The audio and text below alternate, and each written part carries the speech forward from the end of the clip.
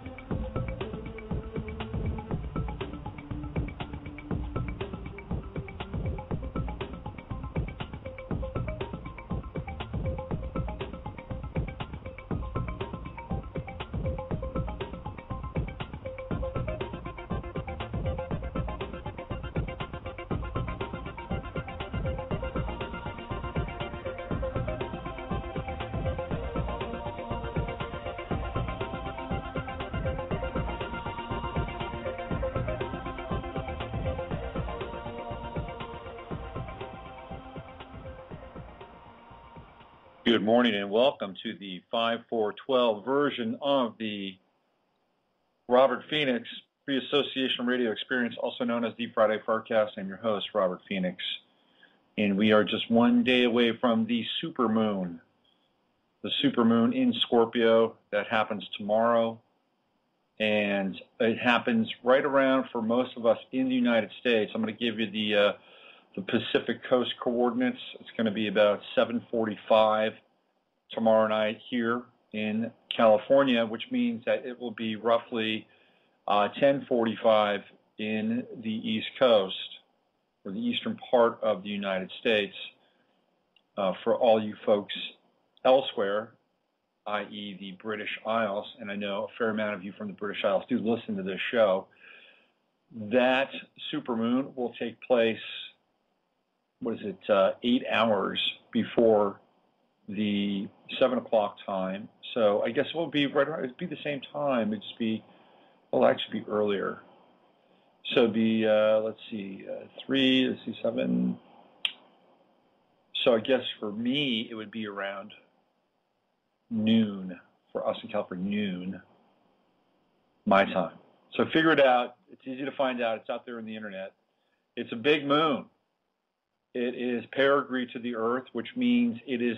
So if you look at the moon, right, the moon has an orbit which is like an egg around the Earth, and when it comes to the perigee side, which it is now, it is at the closest part of the orbit in relationship to the Earth, and as a result, it looks like it's about 14 to 15% bigger.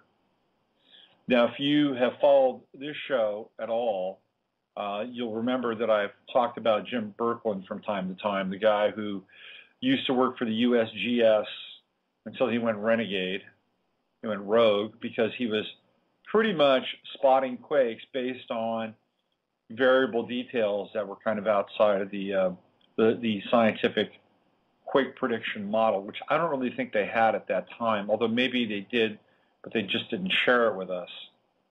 Anyway, Jim would look at things like the position of the moon, supermoons, perigee. He would also look at the tides. He would also look at animal life and what was happening with animal life just around or prior to a significant moon, or even a period where there could be a quake. And he would look at beached whales or fish, schools of fish that show up on shore that are dead. The bird death was also something he's been tracking. So I have not seen any major news on the animal front since last week. I think there was There's something that happened in Peru. I think thousands and thousands of fish wash up on the shore on the coast of Peru. Peru, by the way, Peru, Chile, have all been hot spots in terms of earthquakes over the past year. So we want to keep our eyes on this peregrine moon. Also, it is in the sign of Scorpio. And when I cast the chart for the peregrine moon, it is right on the ascendant at 7:45. So the full moon at 15 degrees opposing the sun at 15 degrees at 7:45 Pacific coast. It's right on the ascendant. So what does that mean? Well, the Scorpio moon is a very intense moon, super, super intense moon. It is in its fall, and qualities that are associated with the Scorpio moon are possessiveness and jealousy, psychological obsession. These are all pieces that fit with the Scorpio moon. There's an overabundance of passion, and as a result of that, there are complexes that get played out. There's an intensity of feeling with the Scorpio moon, and as it sits closer than other moons, it amplifies that energy both from an astronomical and an astrological sense. So we're dealing with the Scorpio moon this weekend. It's very powerful. And one of the things that the Scorpio moon can really cue us into are things like our addictive tendencies, our patterns that we cling to based on some form of psychic scarring or psychological trauma that we've experienced in our lives. And as a result, we have obsessions and compulsions and addictions. And the Scorpio moon can speak to that. Why? Because the sun isn't quite exalted in Taurus, but it feels pretty darn good. I mean, we're talking about the body, sun in Taurus, the body. And opposite that is psyche displaced. It is psyche polarized. It is the psyche disconnected from the body. That's moon in Scorpio. And it's closer than it's been in many, many years tomorrow night. And when we think about things like addiction and patterns of dependency, we don't often think of them as being sort of the battlegrounds for the human spirit. And yet they are. I mean, it is ground zero. It is where we face our demons. It is where we face our fears. It is where we face our harshest critics and judges. And it's where we all kind of hang out at some point in our lives. And we all have to deal with it. We all have to deal with the emptiness and the void that we experience. And what happens is that people can rise to the occasion and they can overcome some of these things. And I don't think it really is, it should not be underestimated or undersold as a vital act, not just for the individual, but for the collective as well.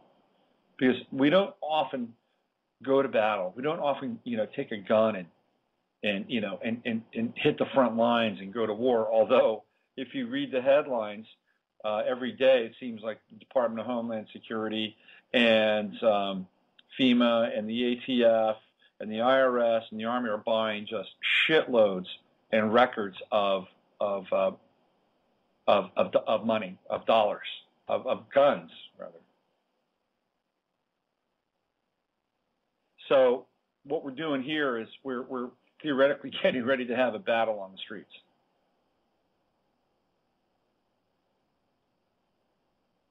And as a result, it's pretty heavy. But there is the capacity for the human spirit to do that, to take care of that battle, to deal with that inner struggle on the inside and not on the outside. Now, I just had our guest, and she just split. I don't know what happened. Did she get bumped out of the queue? I was doing a great ramp up here. There was a reason why I was going through this. And then she left. And when that happens, I got to tell you, it breaks my stream of consciousness. All right, so let me do this. What I'm going to do is She's back. Okay, good. Excellent.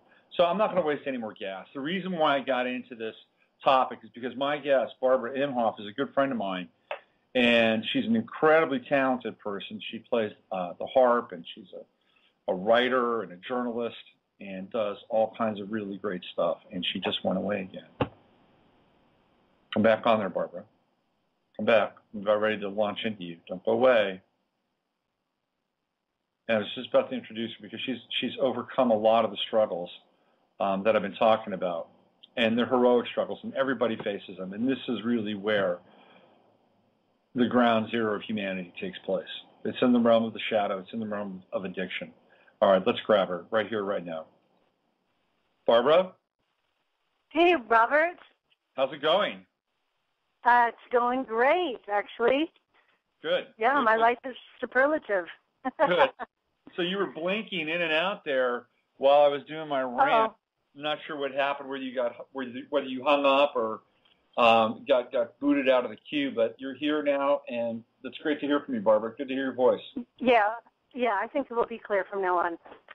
Okay, great. Well, so let's give people some background about who you are and how I know you and why you're on the show today. So you're a harpist and an absolutely fine and an astounding harpist.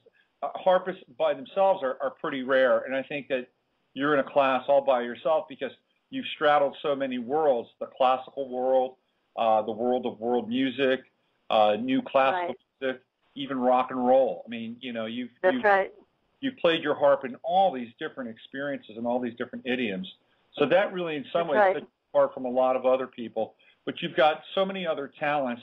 You're a journalist and a writer and a researcher, and so you're a really unique left brain, right brain person. In a very interesting way. So there's that part of you. Obviously, we're going to talk about that. And you've got a new project, which is it's the Bindi Project, right? It's called Bindi Society. Bindi Society. I'm sorry. That's right. Falling in Light. That's the name of the new record, That's right? Okay, got that right. That's right. Awesome. I've queued up one track. I'm still waiting for the other one to process. I queued up Bella. Okay. And we'll play that a little bit later. Oh. We can talk about that. Oh, the harp solo. Okay. So, but let's talk about you, and let's give people some background as to how you got to playing the harp, and because not everybody is motivated to play the harp. I mean, let's face it, and then not everybody is motivated to take the harp into the areas that you've done. So let's talk a little bit about you, who you are, where you came from, and how you got to where you are today in all of 2 minutes. No, just kidding. Yeah. Well, let's just start with the harp because it is kind of an interesting story. I've always gone into projects and into new areas of my life kind of through the back door, and I'm pretty much self-taught in everything, and that includes the harp. I was a piano major, though, at UCSD, and I was wandering around the music department one night, and there was a locked door with two gorgeous big pedal harps behind it. So I investigated the next day. There was no teacher, but they gave me the key to the room, and I moved in. I got a cot and all my books, and I just moved into the harp studio, and I played the harp. I tried to play about 5 hours a day. I was a student, and I was on work study, but I tried to get as much playing in as I could because I just completely fell in love with the instrument. And what was funny about it is I just kept playing and playing, and I thought, okay, well, I'll just audition and see if I can be a harp major. So I auditioned to be a harp major, then I auditioned to be a sophomore or a junior, and then they graduated me, and then they put me on the faculty to teach harp. And all without a teacher. I was completely self-taught, but highly motivated. So I did graduate in harp, actually, and then I ended up on the faculty teaching music theory and history and harp. And that was at UC Santa Barbara, which was a great place to go to school, great place to hang out for a few years. But I was really wanting to move into the Bay Area because I wanted to do more avant-garde work, just to get a little deeper into the subculture with the harp. I've always wanted to take the harp into different venues, different, types of music. It was my goal from the very beginning with the instrument.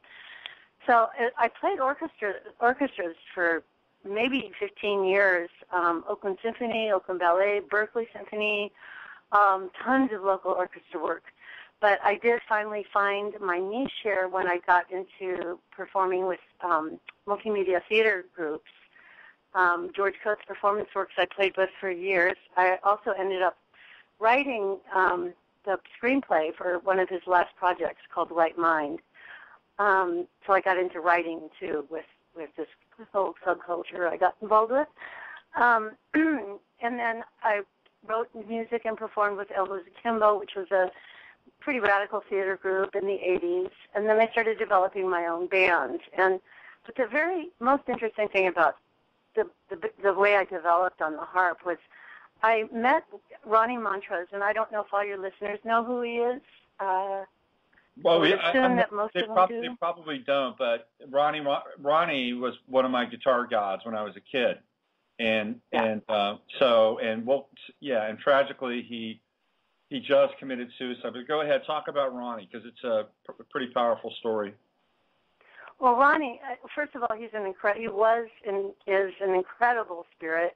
He's a completely self-made man, which is, as you can tell from the little bit of the story I've told you, I would relate to that. He taught himself everything he knows. He's built a telescope. To me, he's one of the most inventive, unique, powerful, self-made men that I've ever met. And he we worked on several projects together. One Berkeley Symphony guitar, weird fusion piece with a big harp part. I played on some of his CDs. He came and worked at my request with George Coates' performance work. So we worked a lot together. But the main thing is he took all of his processing gear, brought it into my living room, and said, I'm not leaving this gear, I'm not taking this gear home until you learn to play power chords on the harp. So he basically got me processing the harp. He got me inspired to write music and create my own bands. And he was one of my really major musical inspirations. And although I don't play heavy metal rock on the harp, he was still a major influence for me. And I've had bands ever since then. I've had my own bands that I've developed. And so he was a great man. He was a great influence. And I'm sorry that his demons got him in the end, but he accomplished a great deal, and he had a wonderful son, and he had a lot of good relationships. He had a wonderful marriage at the end. So he had a good life for the life that he had. He did fight a lot of demons, depression, alcohol, cancer, all sorts of stuff. I was really shocked when I heard that he had committed suicide. I mean, Ronnie Montrose was somebody that, the first record, the first rock and roll record that just, blew my ears off was the first Montrose record. And produced by Ted Templeman, Sammy Hagar on vocals. And, when I listened to Montrose, that first and even the second record to a lesser extent, but really the first record for sure. I mean, I hear a band that theoretically should have been as popular as Van Halen, if not more. And then, ironically, Sammy Hagar winds up singing for Van Halen, and Ted Templeman, who produced the first Montrose record. I'm not sure if he produced the second one. He produced the first Montrose record. Went out and produced the first Van Halen record. So everything he kind of learned from Montrose, he applied to Van Halen. And, that I'm sure at some level that must have got to Ronnie, because they should have been as popular as, I mean, Sammy Hagar was a great front man. And that's a bummer. And then even if you listen to Motley Crue, they stole the Bad Motor Scooter riff, right? Bad Motor Scooter, yeah, exactly. Here are people that are capitalizing and ripping off Ronnie right and left. But luckily, he did have the big hit, "Town Without Pity," really kind of out from left field, and he had that one really breakthrough record. Well, how did you feel when you found out that he had committed suicide? This is somebody that was very close to you. Well, I'm still reeling from it, and I dream about him a lot recently. When I knew Ronnie really well, when we were very close for quite a few years, he was at his peak strength. He was clean and sober. He was, really busy working with producing a lot of bands. He was still performing regularly. But over the years, I think first of all, he had prostate cancer, which took 2 years for him to get over. He survived that. But then he fell into a really deep depression and was drinking heavily. And I didn't know him when he drank, basically. I didn't know him when he had those deep, dark moods.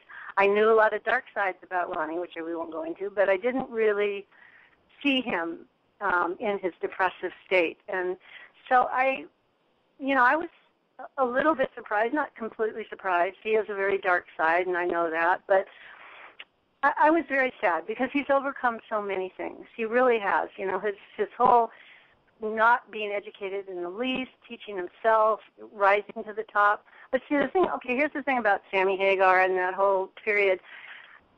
Ronnie also had, one of his demons was he wouldn't really let himself sustain something for very long. He was a seminal person. He developed things. He originated things. He started things. But things didn't last with him. He either had fallings out or he moved on or whatever. For whatever reason, he never really stuck with something long enough to be, that top heavy metal band, to be Motley Crue. In astrology, he'd be a cardinal personality, somebody who gets things going. Yeah. So he was an innovator, but he couldn't necessarily. He wasn't necessarily vested in running a marathon. He was a sprinter, really. Yes, he was. Yeah, he was. So here we are. He's short-lived too. He did everything fast. He did it hard. He did it with all his might. But when he decided to end it, he certainly went out the same way. Okay. So now let's fuse the life and the life of Ronnie Montrose and the life of Barbara Imhoff. You went through your own struggles and challenges with addiction. Oh yeah.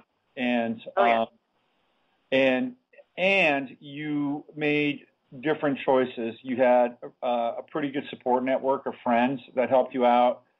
But you something.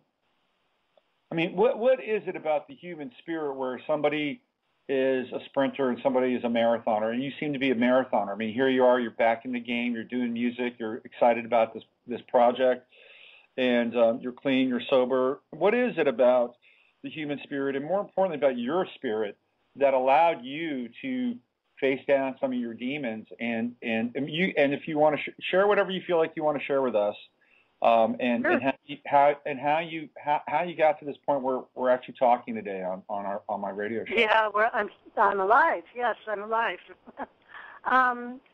Well, first of all, I think I'm a combination of a short sprinter and a marathoner. I'm a marathoner in short sprints because I am kind of a phoenix, not to use a play on words with your name, but I do often hit bottom, excuse me, hit bottom in my own way, and then I reinvent myself. I do this quite often, and probably the deepest and heaviest and darkest bottom was through my addiction.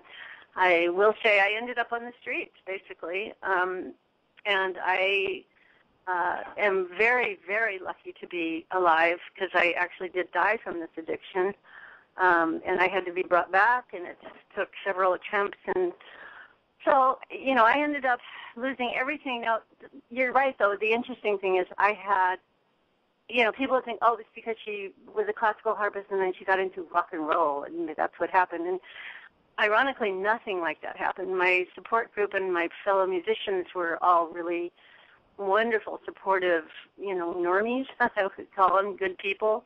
Mm-hmm. And I just had this, and have, I suppose, still this kind of secret side where I went off on my own completely and looked for my demons, It was very much a solo journey. I'm not proud of it, but it was something that for some reason I felt I had to do. And I still have self-destructive tendencies. I mean, I still do things that are life-threatening sometimes. But the fact is, music is not what got me, onto that downward spiral. I think I held myself aloft for many, many years through music. I think music was the thing that kept me and my spirit alive. I might not be alive. I would not be alive right now if it weren't for music. And when I came back into this world, from that world, music was the first thing that I went to again. Now, when you say you died, was that metaphorically or physically? I mean, can you be more? No, that's literal. On the corner of Mission and 16th in San Francisco, I died of a heroin overdose. And I probably never told you this. It was long after I had been seeing a lot of you. You were traveling, actually. It took 3 shots of Narcan to bring me back, and I flatlined, completely. Yeah, this is, I didn't know this, and it's kind of mind blowing. Yeah. When you had that experience, were you conscious of dying, or were you just so out of it? I mean, where was your consciousness at that time? Yeah, I've been asked that before. I think I was just too obliterated. The only thing that I remember is the paramedics calling me back. And where I was, I have no idea. I had no consciousness whatsoever. I didn't have any kind of experience, after-death experience. Mm-hmm. And so from there, did you wake up in the hospital? Is that where you were? Well, yeah. I was on the street corner, and the paramedics took me to a hospital. They gave me all the requisite Narcan and all the other things that needed. And, at that point, I got up and just went back out and got more. I wasn't done yet. Wow. It took another year for me to be really done. It's the thing about addiction is you lose things. You lose your family, you lose your home, you lose your money, you lose your job. And everybody's bottom is completely different. And, I really believe that when I lost my harp, my harp got stolen, I just gave up. I just said, I can't do this. I give up. If I want to be around, I've got to change it. I've got many years clean now. Just so your listeners know, I've got a decade of time now. So it took a long time to come back fully, to be mentally proficient again, or, lucid. And I lost my harp, and I got it back when I got clean, which was an amazing story, too. Well, that's an interesting story. First, I want you to tell people that story, but one of the things I just want to, again, to kind of mention and reiterate is that a lot of times when we think of people that suffer from addiction, kind of the classic, portrayal of it is somebody who comes from a lower economic strata, severely broken family, all those sort of social touch points that we would say, oh, yes, this person would succumb to this. And yet, right. And your own challenges, and yet here you are, you're attractive, you're smart, you're Caucasian, you're not poor, you're intelligent, you've got a college degree, and you're dealing with the same stuff in your own way. So, it really is a very interesting portrait into how this really cuts across, social strata. It's a level playing field. Addiction is a completely level playing field. If you saw, the people that I saw and in meetings and in the streets, whatever, you'd be very surprised. It's not. That's really a stereotype. That's not true. There's a lot of upper middle class addicts. The only difference between us, well, not us, but the upper middle class addicts and the poor addicts is that there's less visibility. The upper middle class or the middle class addicts have the resources to hide their disease and to hide in their homes and to not be out creating public nuisances or, or hanging out on the streets or whatever. They just hide it better. Right. They can't. They have the money to. Right, right. What kind of wisdom did you get going through this at all? Oh, well, it completely changed my life. I mean, I really thought that because of all the demons I followed or whatever, I thought that I was a toxic person, and that really kept my downhill slide. Even I just kept it worse, made it get worse and worse and worse.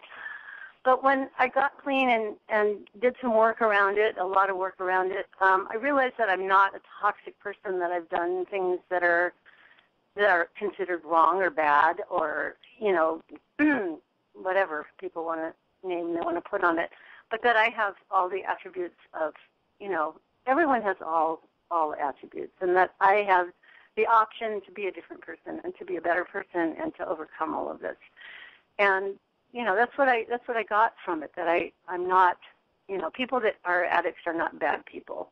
Mm-hmm. They do bad things, but they're not bad people, not necessarily bad people. Right. So I started to like myself better. I felt better about who I was, and that changed everything. Did you ever experience addiction as a form of possession? Oh, absolutely. Uh-huh. Absolutely. In fact, it allowed me to act out a lot of things that I would never do in my quote right mind. Yeah, I would consider it a type of possession. Yeah. But like I said, since we inherently contain everything, really, including all personality aspects, I think it's a possession of aspects of yourself. Mm-hmm. Mm-hmm. So let's talk about this harp of yours. Incredibly special harp. It's your soulmate in some ways. I mean, completely. I wrote a short story, almost an urban myth about it, which I sometimes share with people. But I'm sorry, you were saying something. Well, no, it's everything to you. It's how you make your money. It's how you express yourself. And right. It's unique. It's not like you can just go out and get another guitar, or or a harp like a guitar. These are very, very special instruments. And you wound up having yours stolen and incredibly crestfallen. Talk about that and talk about the miracle you experienced with that. Well, it was stolen. Like I said, I had nothing left. I just had my car, which didn't lock, and all the windows were broken, and somebody stole it off the street, and it ended up in a flea market. An antique dealer bought it from the flea market for $500, put it up for sale for $10,000 in his antique mall. But this was a year after it got stolen, and I had no idea what was going on with it. And my very close singer, Diana Trimble, who knows my harp almost as well as I do, knew it was my harp, and she found it in this antique mall. She called me, and I called the police, and they came with the paddy wagon and picked up the harp. And of course, the antique dealer was freaking out, but it was a stolen item. We took it to the police station. I called the insurance company and reported it there, that I'd found it, because they paid me $25,000 for it when it was stolen. Right. And then 2 years later, I heard from the Mission Street Police Department. They called me and said, "Are you going to ever pick up your $25,000 item?" And I said, "Okay." So I had no idea my harp had been sitting in the police department with the stolen bicycles for 2 years.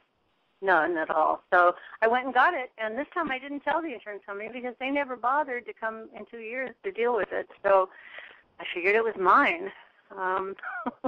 So you got. And the interesting thing is, when it was stolen, I was at the absolute nadir of my disease, and I had about a year and a half clean when I got my harp back. So there is some sort of like divine timing and divine synchronicity around all of this through loss and redemption and absolutely. Yeah. Absolutely. Did you completely? So this whole concept of God and spirit or consciousness or whatever you want to call it must have played a significant role in your life around this. Can you share with people, how this force, how God, this force, this love has touched you, and what you do to try to stay in touch with that, to stay close to the source? Sure. Well, I mean, like I said, I think music is a big redeeming quality for me. I think that without and I write my own music now.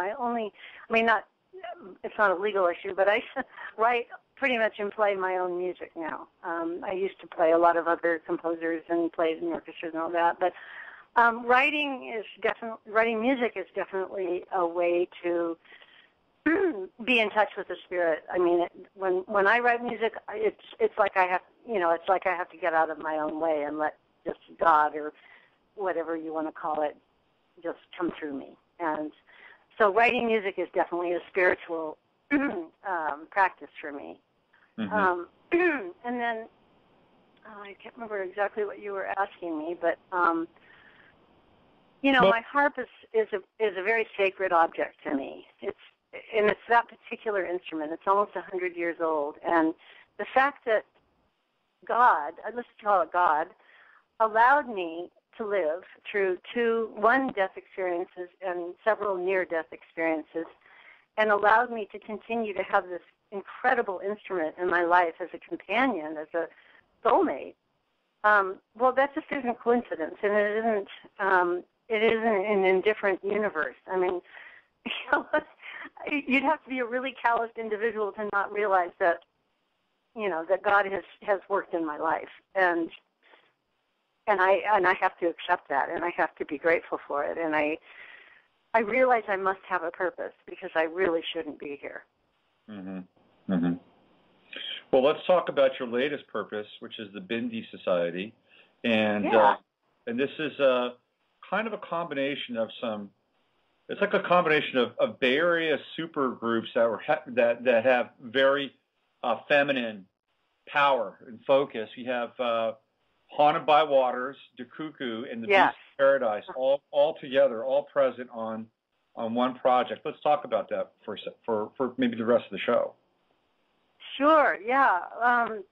Yes, it is a real merging of playing styles, playing philosophies. Like we've already talked about, I'm a classical harpist turned rock and roll turned, world. I've gone through a lot, bringing my harp into a lot of different venues, types of music. And a lot of my projects have been very poetic, very haunting, lush, poetic, often slow-moving, original pieces. Mm-hmm. Beast of Paradise, you're familiar with that, obviously.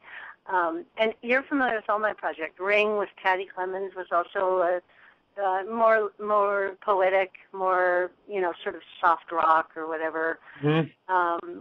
Diana Trimble and I had a project called Aether, which was, I would say, very eclectic. There were a couple of hard rocking tunes and then a lot of poetry and then even a classical piece on it. So it was very, very eclectic.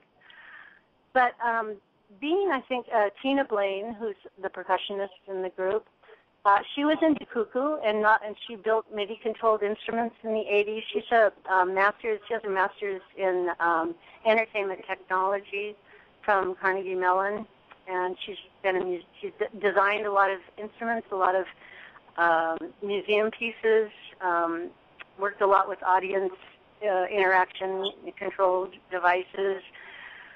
So she has a very high-tech background, obviously, but she also has been working with drummers from Africa, Asia, for 25 years. She's worked with master drummers in global and spontaneous music-making traditions. Yeah, she's amazing. She's amazing. Yeah, she's used a lot of elements as well. She's very interesting, intelligent woman. And she's now the executive director of Rhythmic Cultural Works in Alameda, which is where our debut CD release party is going to be. And then Kate McWeir was the singer in Haunted by Waters, and her her background is she really became interested in devotional chant, sound healing, nada yoga, and she was in a kirtan group called Shakini for a long time. Her main interest is with languages, and she is very attuned to Sanskrit in particular because she really likes words that contain the sound, contains the essence of the word, if that makes sense. Mm-hmm. And so she's interested in a lot of ancient languages. She sings in Gaelic, Hebrew, Sanskrit, and then she also invents her own language in a couple songs. So her love of languages and her kind of soulful, healing, devotional approach to music that's what Kate's all about. Mm-hmm.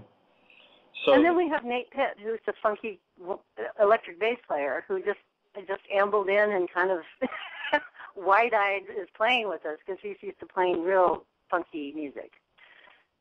So, well, sometimes you got to have the interesting counterbalance, the male energy on the bass, with these three sort of swirling goddesses, often their unique mastery of their instruments. Who produced the record? Are you there still? Yeah, I just asked you who produced the record. Okay. Yeah. Alex Stahl we co-produced it. All three Bindis with Alex Stahl, who's the sound researcher at Pixar. On his own time, he produced and engineered the CD with us. So the CD is completely mixed by consensus. It took a long time, very, very long time. Well, it has a great sound. In some ways, it's kind of reminiscent of some of the Kenneth Newby produced stuff. Absolutely.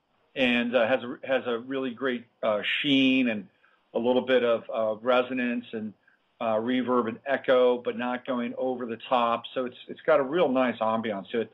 Why don't we play a track? I'm going to play. I tried to upload 2 tracks, but only Bela got uploaded. This is the instrumental, right? Yeah, the harp. It's basically a harp solo with some percussion and a lot of Alex's effects. Okay, so this is Bela. It's 4 minutes and 16 seconds, and I might try to upload one of the other tracks in the meantime, or if I can't do it, I'll just play it some other way towards the end of our interview. Here's Bela. It's the Bindi Society, and Falling Into Light is their new record. Barbara, where can they find this? Can they get it on iTunes, or people can? Where is it available? Okay, so the easiest way to get it, to stream it or to buy it, is Bindi Society, all one word, bandcamp.com. If everyone knows what Bandcamp is. Okay. You can buy it from there easily. You can buy the digital version, or we'll ship a material. Okay. All right. DVD as well. Let's listen to Bela, and we'll come back. We'll talk some more to Barbara, and maybe play another track. And here it is, the Bindi Society.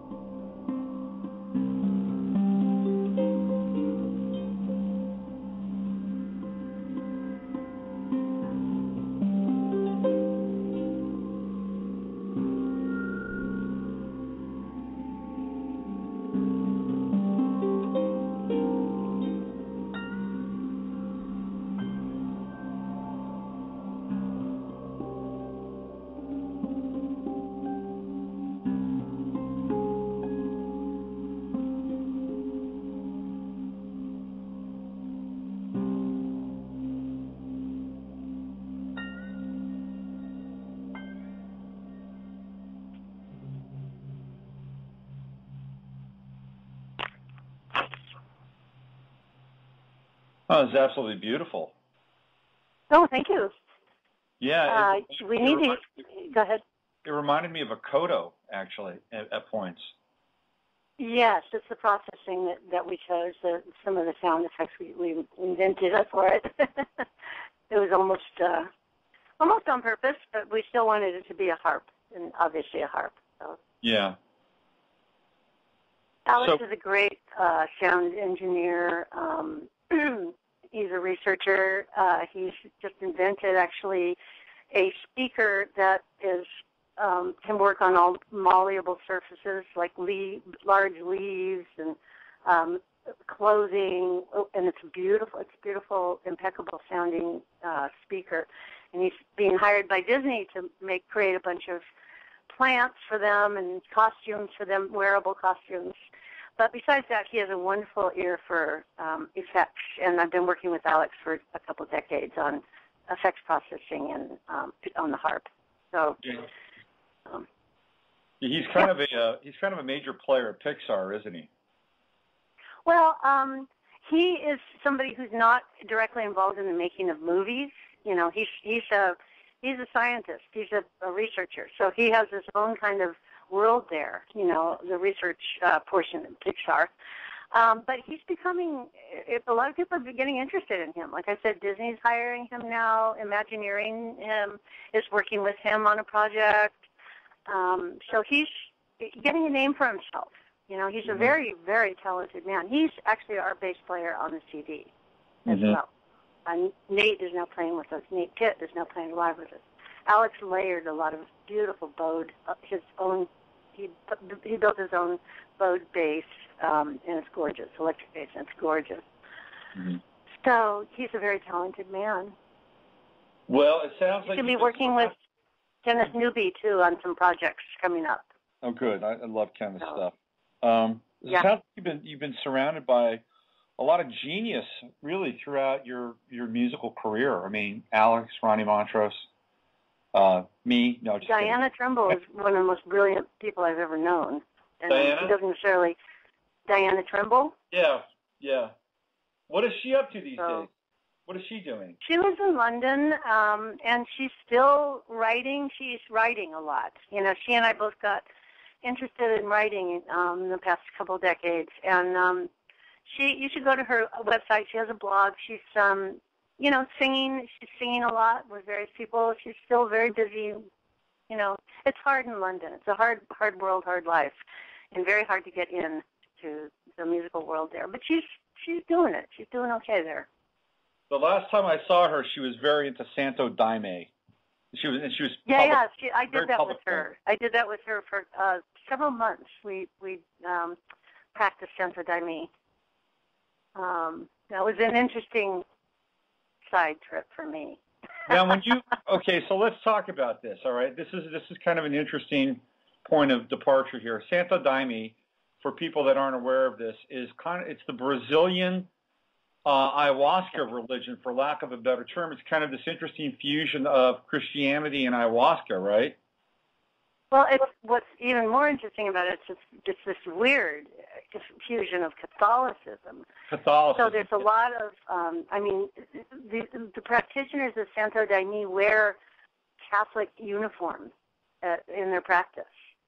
So it's a very bizarre, kind of all-night ritual of chanting, of singing out of this book. You know, basically they have their book of, I guess you could call them hymns. A lot of them are Catholic hymns too, and we sing all night and periodically go and get more ayahuasca into our system. It's kind of like AST. You can't go to the bathroom, you can't lie down, you can't. I found it to be extremely difficult. I'm not a singer. I found it exhausting, and I tried to get something from it, but I really didn't. I got high from the ayahuasca, but I really didn't track it very well, personally. It wasn't something for me, you know. I wasn't that comfortable with it, but I tried it, you know. Well, she got into it, didn't she? Yeah, she did. Diane was really capable of kind of trancing out, and, really, really going into altered states. She can do that very, very easily. And she did, yeah. So so I'm assuming you're still in recovery mode as you're doing the ayahuasca. Was there any conflict there for you? Yeah, there was. In fact, I wasn't involved in the program during the time. I was actually, I had to drop out of the program, just to be in all honesty, because I was using a substance. But, I honestly don't feel that I called it I didn't count it as my clean time as you would in the program, but I considered it a valuable side trip, and it didn't feed into my addiction, quite honestly. There was nothing gateway about ayahuasca in the least. In fact, it made me want to be really pure of body and spirit. Right. Well, not a gateway drug. It just does not sound very fun either, to be honest with you. I mean, from what I've seen about it, read about it, it doesn't seem like you would go there for a recreational experience. You know what I mean? Oh, no, not at all. Yeah. That wouldn't be the point. And it wouldn't work very well for that either. So for people that live in Northern California, you're having a record release party, right? That's right. You want me to give the details? Or? Yeah, guys, put it out there. Where is it happening? When is it happening? Okay. Well, it's happening in Alameda, California, which is in the Bay Area, East Bay. And the venue is called Rhythmix Cultural Works. Mm-hmm. And that's RHYTHMIX, and the event site is rhythmix.org. And to find the event, you can just go to the calendar and then go to May 13th, Sunday at 2 o'clock, Bindi Society. And all the information and the ticket information will be there. Okay. And so it's in Alameda. It's a beautiful, small but beautiful concert hall. Rhythmix has a fairly regular audience. It holds events very regularly there, constantly, in fact. It's a very active cultural center.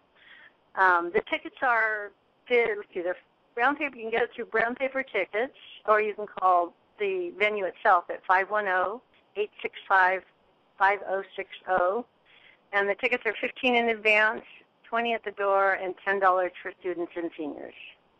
Mm-hmm. Yeah.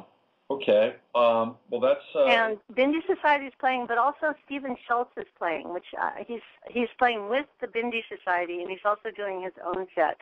And Stephen is a world-famous Baroque flute player. He's in the Baroque Philharmonic. I think that's what it's called, Philharmonia. And he's playing bagpipes with us, oh, wow. and flute as well. That's interesting. So I thought I'd pitch him as well. Are you going to be touring more as a result of this? Oh, yeah. We're going to start playing out. This is pretty much our first this is our first gig since we finished the CD. Mm-hmm. And we want to start doing, some smaller local house concerts, tea houses, that kind of thing. And then I have some touring in mind as well. There's some New York venues that are interested in us, and some Northwest, Seattle, and that area. We're going to tour and we're going to play out. Do you find it harder to stay clean or to stay clear and focused around your recovery when you tour? Robert, you could answer that question for me. Well, but that was a while ago, okay?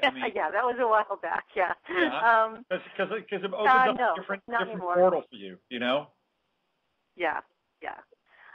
No, not anymore. I very rarely do I have any kind of compulsion or even thoughts of using, and when I'm playing my music, I'm pretty busy psychically and pretty fulfilled.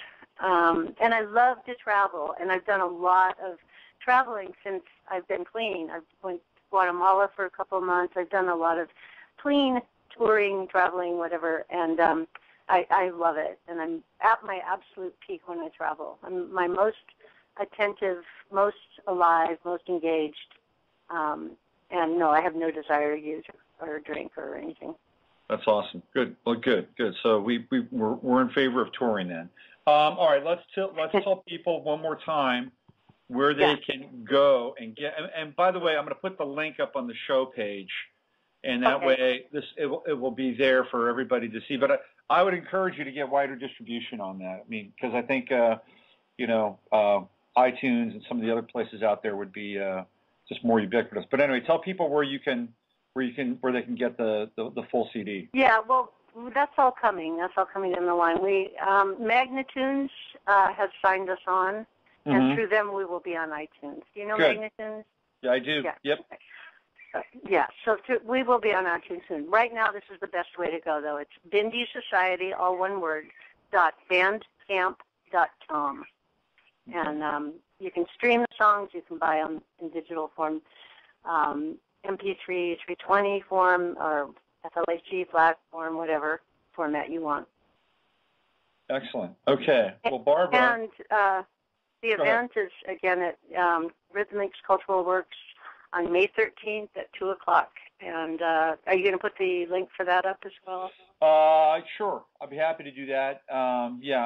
Most of the people that listen to the show are from other parts of the country and world, but be happy to do that because who knows, maybe somebody's just been overwhelmed by this interview and the music, and they want to fly all the way across the Atlantic to come meet you. So it's a strange. All right. Well, I will welcome that person. Why not? Absolutely. Yeah, we'll put it out there. Okay, Barbara, it's been an absolute delight catching up with you. I'm going to play a Sundari on the way out, and I'm just going to play it from my computer because the file didn't upload. But it's been really great catching up with you, and I wish you nothing but the best for your project and your life. And Thank you, Robert. Looking forward to seeing you live and doing your magic. Yes, well, I definitely want to see you soon, Robert. So let's stay in touch, and thank you very much for this. Okay, you're welcome. All right, we'll speak soon, Barbara. Okay. All right. Okay. Bye. Bye-bye. Barbara Imhoff, harpist for the Bindi Society, and somebody who has been through hell and back. She died. She didn't have a poetic, romantic, visionary experience, and she's had three other near-death experiences as well. But here she is, and she's making music, and she's a living testament to a purpose-filled life. So what I'm going to do now is I'm going to play Sundari from Falling in Light from Bindi Society, and I'm going to come back and do the second hour of the show on my own, ranting and raving about the inequities of the world that we're living in and the ineffable magic that you can participate in order to ameliorate the negativity, the density, the ignorance, and the voodoo that is just flying through the air right now. Okay, here we go. Sundari, I'll be back in about 4 minutes and 39 seconds.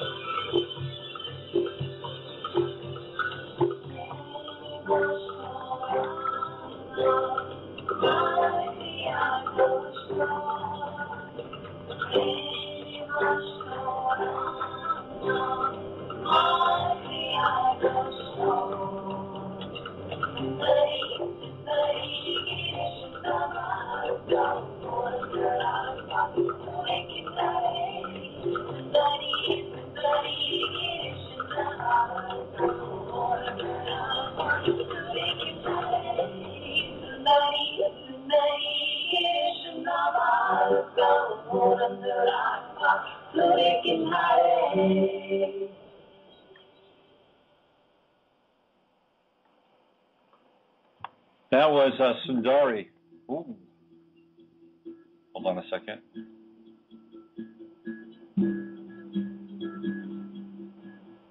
That was Sundari by the Bindi Society, and the main members of the Bindi Society are Bean, who's a percussionist, and Kate. I forget Kate's last name. She's from Haunted by Waters, and Barbara Imhoff. Bean is amazing. She, for people that aren't aware of the band De Cuckoo, they were this all-female group who were playing MIDI-triggered instruments back in, like, the 80s.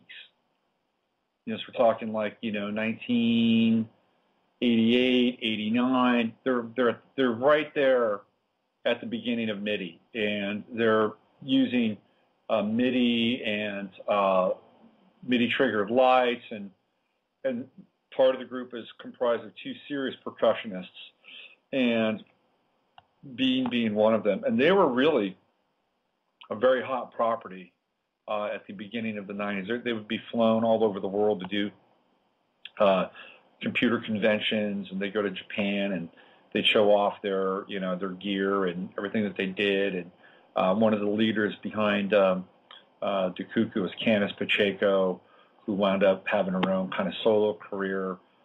Patty Clemens was another important person. Brian Eno loved De Cuckoo. In fact, he wanted to produce their next record, which was the record that I don't think ever really happened. Lots of buzz, and then ego sort of tore the band apart. But Bean is an amazing percussionist, and she is part of the Bindi Society. So thanks to Barbara for coming on. All right, well, let's get on with the business of the day. We've had the inspiration. Now let's talk about the desperation. No, not really. But look, some stuff is happening in the world right now that we can't turn a blind eye to. It's getting heavy out there, folks. Getting real heavy. I don't know how much you're following what's going on, but the Department of Homeland Security, the ATF, FEMA, let's see, who else? The IRS, you name it, Fish and Game people, they're buying shitloads of ammo. The United States Army just bought shitloads of ammo.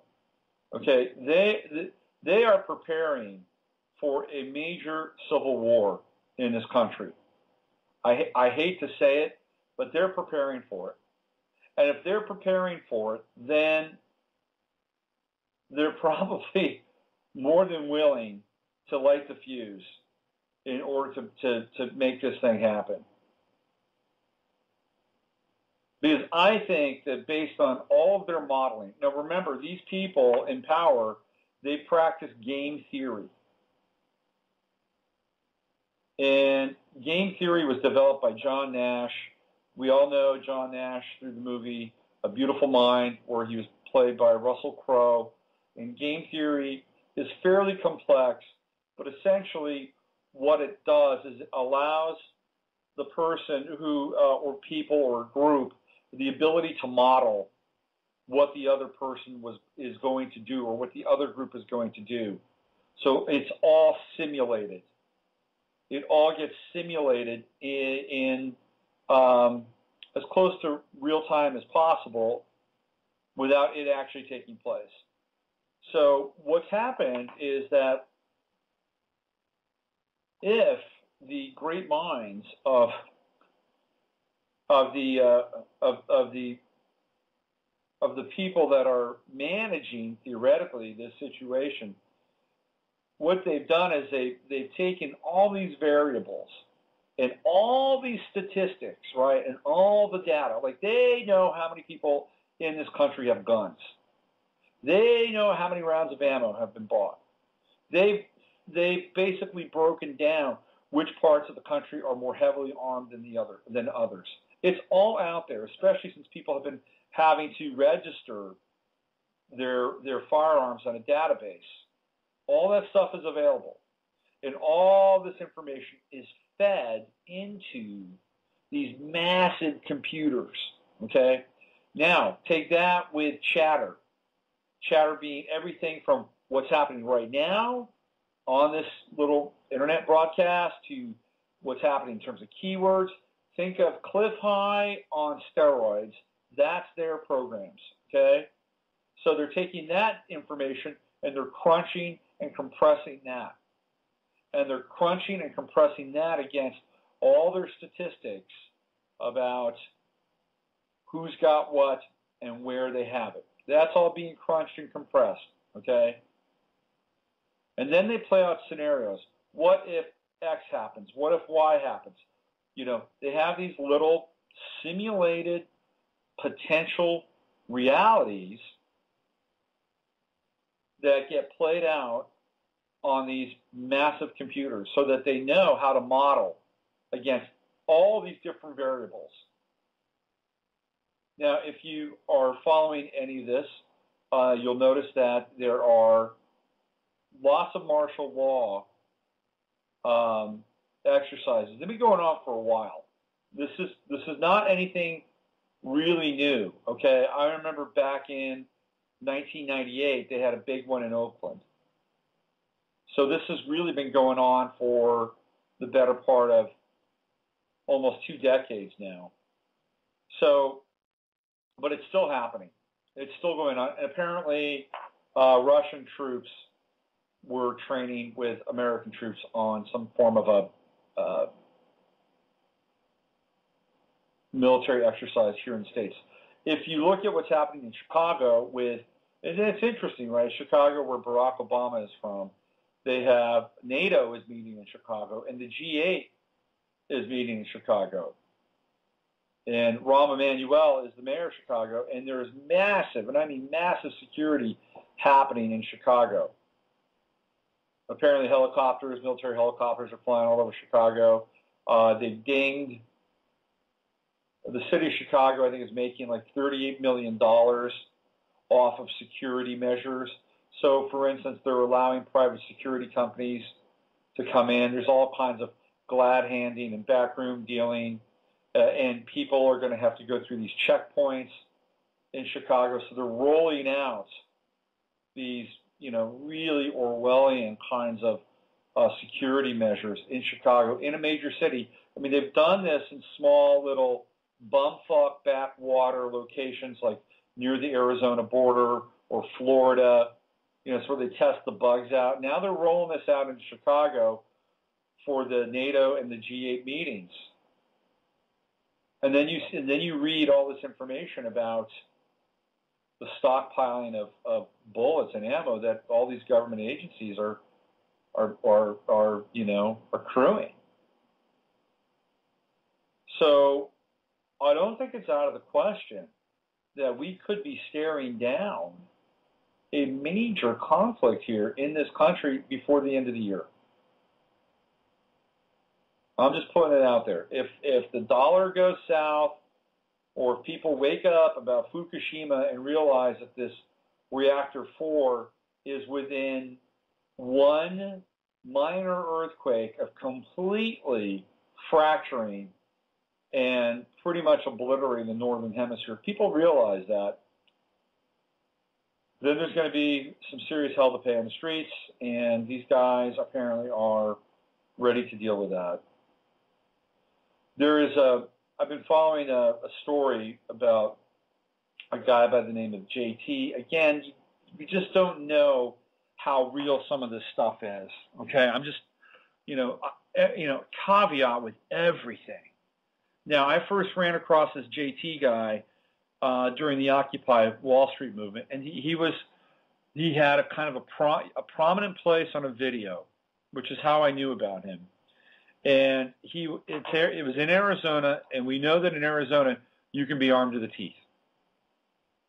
They have a carry law. You can walk around, literally you can walk around as a civilian with a gun in Arizona, either a handgun or a semi-automatic.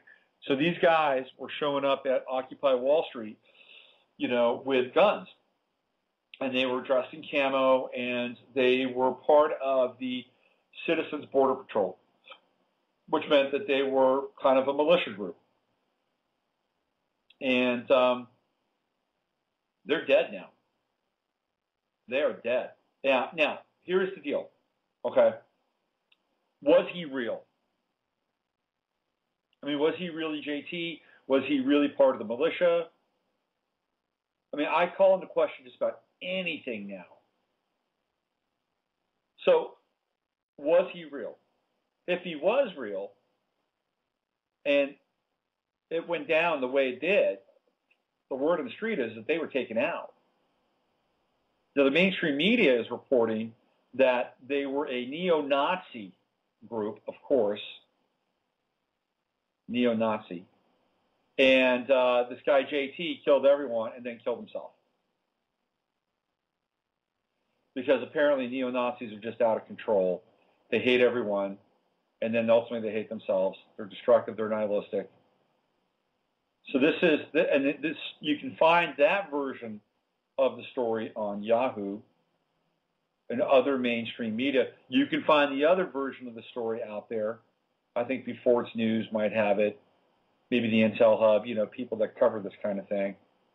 And whether it's real or not, it's disturbing. Because if it's not real, let's say JT was a creation just like, I don't know, maybe Osama bin Laden was a creation. But certainly a more domesticated version of it. Let's say he was.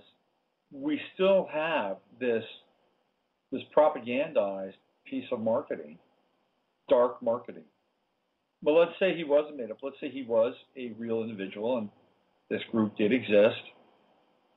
And then it becomes even more troubling because apparently they were singled out and taken out. So, look, we're in a different, the hardest thing to wrap our heads around is that we live in a dimension of cognitive dissonance, okay? Cognitive dissonance. Because on one level, right, I just had Barbara on, she's talking about a concert, touring. On one level, people are living their lives, right? And then on another level, there's this whole other thing going on underneath it, which is just completely dark and, chilling, to be honest with you. And it's hard to wrap our heads around that. And if we open ourselves up to the dark and the chilling, the conspiratorial, it's like, well, let me just stick my head in my oven right now. And so what we do is, we have survival instincts. And denial is a survival instinct. And we can dress denial up in any way, shape, or form we want. We can spin it like, well, you create your own reality, so I'm choosing not to pay attention to that. It's a sexed up form of New Age denial. But it's a survival instinct. This is what people do because we're programmed to survive. And so blotting that stuff out or looking the other way or just shaking your head is really par for the course. It's almost too much to handle. And so we have these fail-safes in our psyches that say, turn away, don't believe it, get on with your life, focus on something that's livable, sustainable now. And yet, meanwhile, we have this roiling and bubbling and troubling layer of awareness that is just seeping through everything. Everything. And there's a big disconnect between living our lives and this really instinctual, natural awareness that things aren't right. And there's a gap between the two, a huge gap. And that's why people are troubled.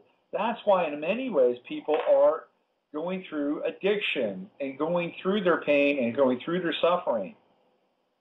And sure, a heaping amount of trauma growing up, either at the hands of your family or at the hands of your social system, I'm sure that helps and contributes to the addiction. And by the way, this stuff is generational. It is generational. It is passed down through generations. And I'm not even talking about, selling your kid out for money, which, by the way, is generational too. I'm talking about the ambient damage, the generational damage that's heaped upon one generation to the next. So you've got that going on. You've got that noise going on. And that feeds into everything else. And it feeds into the traumatization of society at large. So what happens? Let's break this down. Let's say you're a traumatized individual. We're all traumatized. Let's face it. If somebody isn't traumatized by something that happened to them growing up, well, I got to tell you, that is a person who is either really adept at getting through things, or they're incredibly innocent, and God bless them. And I pray and hope that they just build from strength to strength on their innocence. But most of us are traumatized. We live in a traumatized world. That's just the way it is. And so what happens is that when these events take place, when these shocking events take place, it triggers the individual trauma for each of us. And then what happens? We cower, we go into reactive mode, we don't know what to do, we become paralyzed. Trauma triggers paralysis. That's what it does. Trauma triggers paralysis, and it puts us in a trance. And so every collective trauma triggers our own individual trauma. And therefore, we are drawn back into the collective trance. And it helps, by the way, when we have all the additives to our experience through our food and our water and our air. It keeps us locked into a level of consciousness, which is traumatized again and again and again and again and again. So it's no wonder that people want to turn their heads away, because it is almost too much to bear. Now, for those of you who don't turn your head away, for those of you who do the inner work, which is not easy, because there's no guarantee, right? There's no guarantee. There's no guarantee that if you do the inner work, that if you deal with your demons, deal with your addiction, deal with your upbringing, deal with the generational crap that you've inherited, there's going to be a world that's going to be receptive to that. There is no guarantees. You just got to do it. You got to do it with guts, and you got to do it with faith. That's the only given there is. But every now and then, like Barbara, who went through this in her own way, what happens? She gets her harp stolen, and eventually there's this really graceful, synchronistic moment where she's a year and a half clean, and that harp comes right back to her in a very, magical kind of way. So we have these moments where we are rewarded for our persistence and for the sheer audacity to say to ourselves, I'm going to choose to live my life in a conscious, aware, awake, alive, undeniable fashion.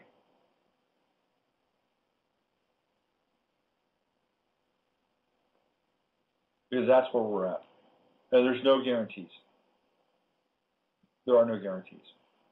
Now, I believe, and this is my belief, I believe that the screws are becoming unhinged on reality. This reality. And you got to choose. You got to make a choice. And the choice is life or death. Life or death.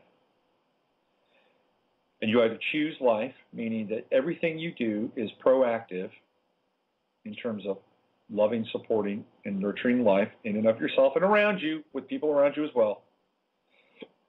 Or you choose death, which is the continued spiral, the downward spiral into fear, ignorance, you name it. And that's a choice. It's a choice. And if you choose life, then what's going to happen? Well, you're going to resonate with life and other people that have chosen life. Because these energies, in my estimation, are getting more and more powerful. On both sides of the equation, light and dark, positive and negative, they're getting more powerful, okay? So if you choose life, and I didn't say light, I said life. If you choose life, then you're aligning with energies that are incredibly powerful and affirmative. But it's not easy because the dominant paradigm is based on death. Plain and simple. And I'm not talking about running from your own mortality. That's different. That's different.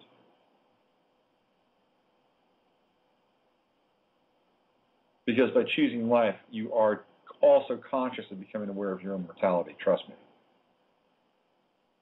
There are risks, inherent risks, about choosing life. But that's where we are.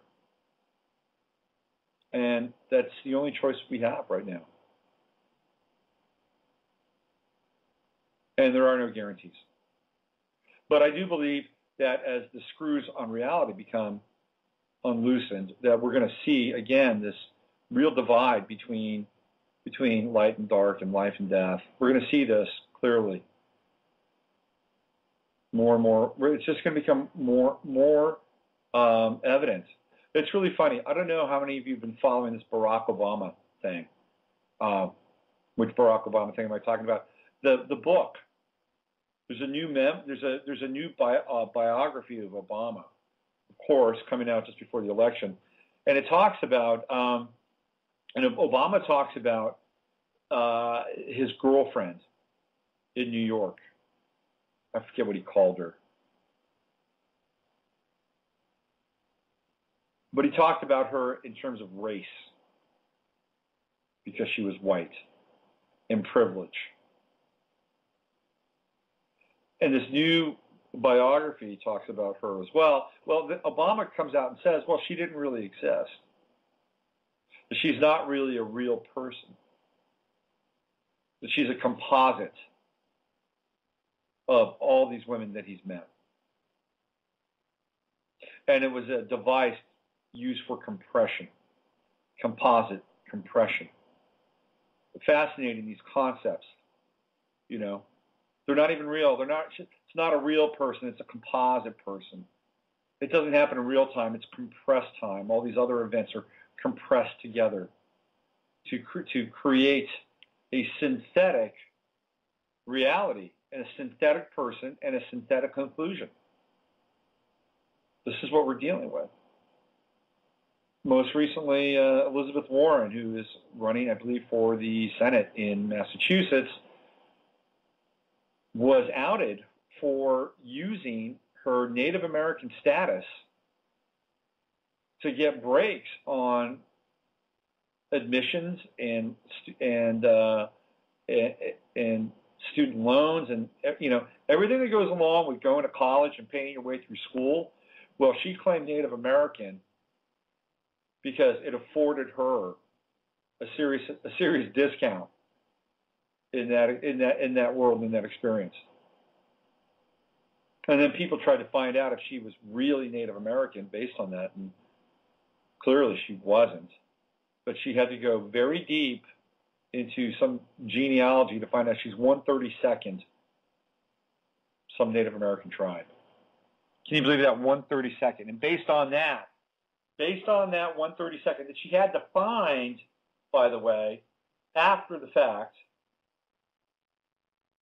she essentially got a deep discount into the American educational system. So now she's a composite race. And by the way, it's very easy. You don't even have to go into genealogy.com. They can just do a DNA swipe, and they can figure out where your DNA comes from. I just saw this thing on Facebook that Christopher Knowles did, and he showed, what he was made of. Fascinating. I'd love to do that. I'm fascinated by DNA. Absolutely fascinated by DNA. If I had the money, I would totally map my DNA. I would try to figure out what's in there. I would try to figure out where it came from.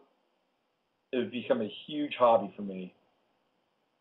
And don't think that the people who are sitting in seats of power haven't done that. Trust me, they have, if they're still human and real.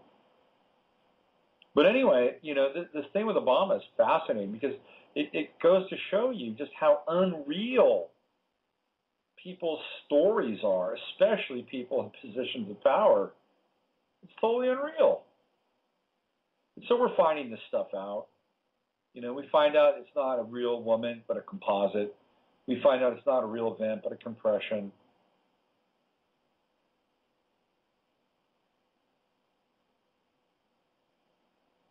The loose threads of reality are becoming looser and looser all the time. And we're seeing the frayed edges. We're going to see who's who and what's what at the end of the day. Plain and simple. Ye shall know them by their acts. Okay, so I've just ranted for about 30 minutes. I tell you what I don't often do. I don't often just turn the show over to callers. And I'm going to do that right now. 347-308-8995. 347-308-8995. If you want to call in and you want to talk about reality, you want to talk about addiction, you want to talk about transformation, redemption, you want to talk about your composite self, and, your compressed experience in this third dimensional experience. You want to talk about any of that? I've got 29 minutes left in the show. The phone lines are open. I'm feeling chatty. It's a Libra moon. Jump in. Let's connect, and we'll talk. If you've never called the show before, this is a great opportunity to do that. You can use Skype, obviously, especially if you're already listening on Blog Talk. You probably have an account, which means that you can use Skype, so you can Skype in. Be happy to take your call, and we can talk. So I have the talking stick right now, and I'll tell you a little bit about my life. I don't often talk about my life, but I'll tell you a little bit about my life.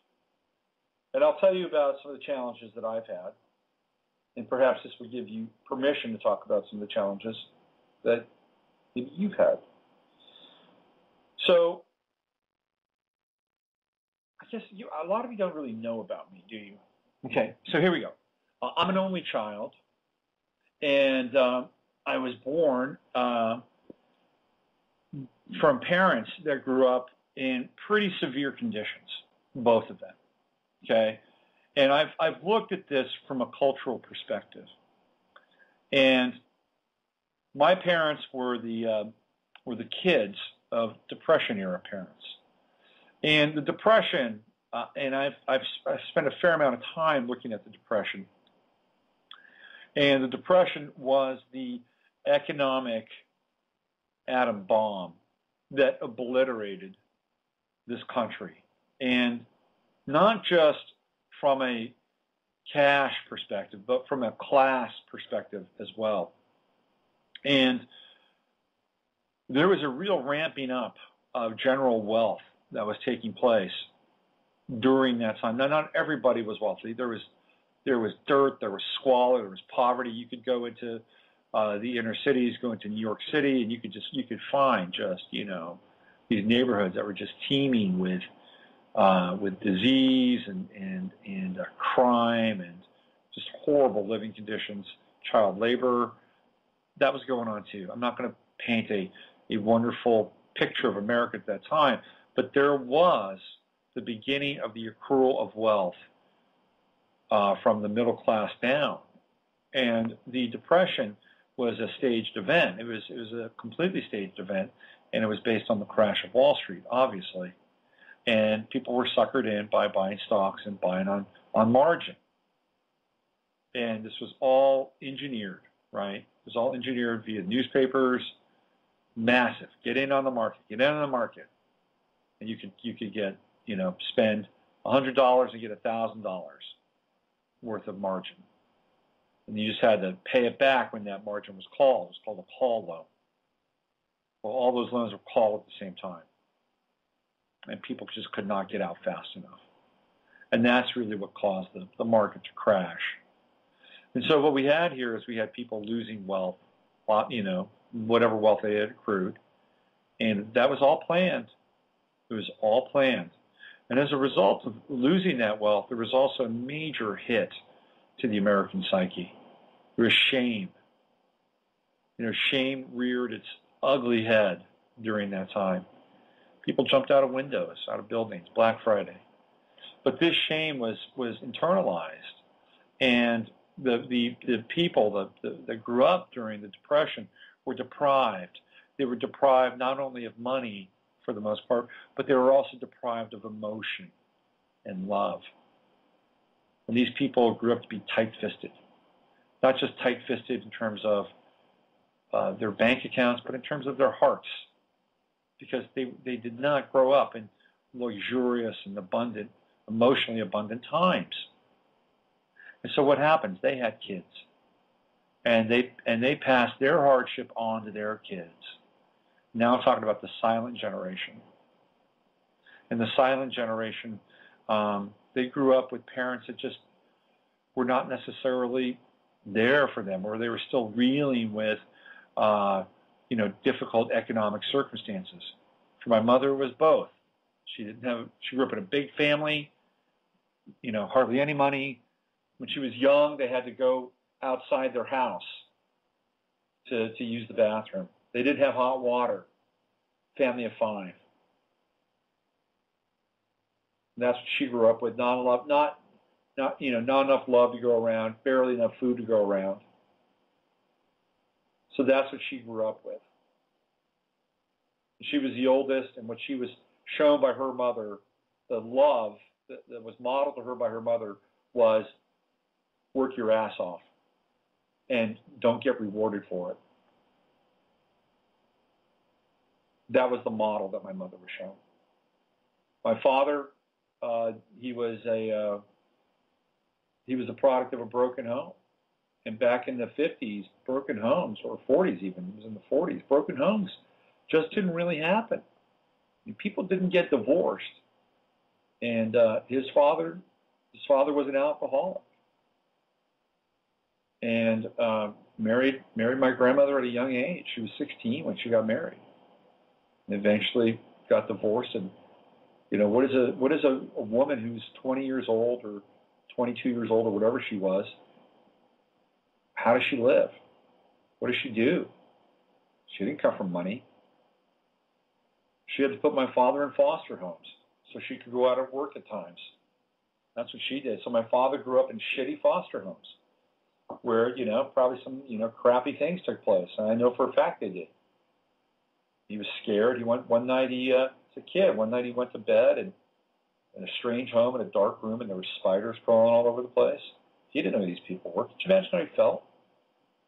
No father, mother puts him in this home. So as a result, he got really angry. I don't blame him. I don't blame him at all. And he brought that anger into his adult life. And so, part of the challenge that I went through was dealing with somebody who was deeply traumatized and troubled and had a severe anger issue. Severe. And he wrestled with it all of his life. And there were times when he could get a handle on it. There were other times where it got a handle on him. So, I grew up with that. And I'll spare you some of the gory details. And I've exonerated my father because I realized what he went through. I took the time to try to understand where he came from. And same with my mother. These people had very difficult upbringings, and this is what I chose. And we've all had something similar in our own way. And ultimately it comes down to us stopping the generational dysfunction and the generational madness. It's important. If it's one, most of the people that listen to this show, they've had kids already, or they're not going to have kids. So you're not going to be doing it for your kids. But you could be doing it for the rest of us in terms of understanding, reconciling, healing, and getting clear. Getting clear. Because I don't really think there's anything else.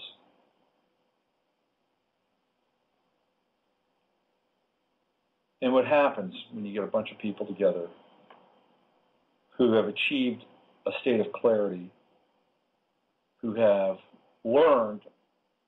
really learned how to love themselves in very appropriate ways, which means they don't hang out with assholes. They don't pick relationships that sap them, subvert them.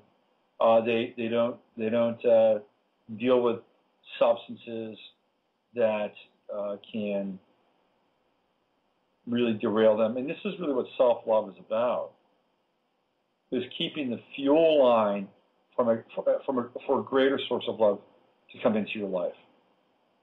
Because when that fuel line is pinched or truncated, that's when living gets real difficult. What happens when you get a bunch of these people together? Well, they can do some pretty interesting things. That's my assessment. Okay, so nobody really wants to come in and talk and share your story or chime in about the current state of reality. So with that in mind, I'm going to wind down here. Monday, I'm going to try. So check this out. There's an Occupy movement happening not far from my kid's school, and it's in a field. It is not at a building. It's in a field, and it's called the UC tract, or essentially what it is, it's a plot of land that is owned by the University of California, Berkeley. There is a Whole Foods that's going into that area near the land, not on the same land, but near the land. And UC Berkeley does grow corn there every year. But other than that, it's not occupied. Well, the Occupy movement decided once Whole Foods was going to go in there, well, they're going to go occupy. Well, these people have moved in, and they've quickly established a community. And I mean, they've got tents. They're there, and they're planting. They are serious. They're turning this thing into a pretty serious community garden.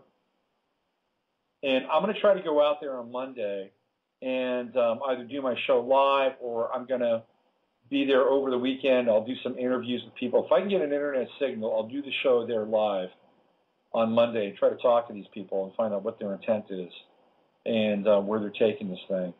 And if I don't do it live, I'll certainly have some interviews and I'll play them on the show on Monday. So either way, we're going to go into the heart of the Occupy movement in a very different version of it, an agrarian version of the Occupy movement. That's on Monday. In the meantime, we got a big, fat Scorpio moon tomorrow. I would not be at all surprised if there was an earthquake here on the West Coast. Not be surprised. When I say West Coast, that means everything from Alaska all the way down to Chile. Would not be surprised at all. So the Scorpio moon, from an emotional perspective, it's all about transformation, boys and girls. Face your fears. Face your fears and get through them. And then go out and have really hot sex. Because I got to tell you, the Scorpio moon. I've had lovers with Scorpio moon. Smoking. All right, that's it. I will see you on Monday. I want to thank Barbara Imhoff, who is the harpist from the Bindi Society. And I'll put the link up for their CD where you can find it. It's actually a really nice sounding CD. On the show page, I want to thank her for coming on and sharing her story. And thank everybody for listening and being a part of the chat room. And just when you think it's the you're in your darkest hour, realize that, the sun rises. The sun rises. One of my favorite songs, Any Major Do by Steely Dan, speaks to that. It's a great song. So, all right, hang in there. Use your head to discern what's real, your heart to step on what's possible. You've been listening to the Friday FARcast. I'm Robert Phoenix. I will be back on Monday with the mashup. Enjoy that Scorpio full moon. It could be a fun thing. All right. See you on Monday. We are living in a computer-programmed reality, and the only clue we have to it is when some variable is changed and some alteration in our reality occurs. We would have the overwhelming impression that we were reliving the present, déjà vu, perhaps in precisely the same way, hearing the same words, saying the same words. I submit that these impressions are valid and significant, and I will even say this. Such an impression is a clue that at some past time point, a variable was changed, reprogrammed as it were, and that because of this, an alternative world branched off.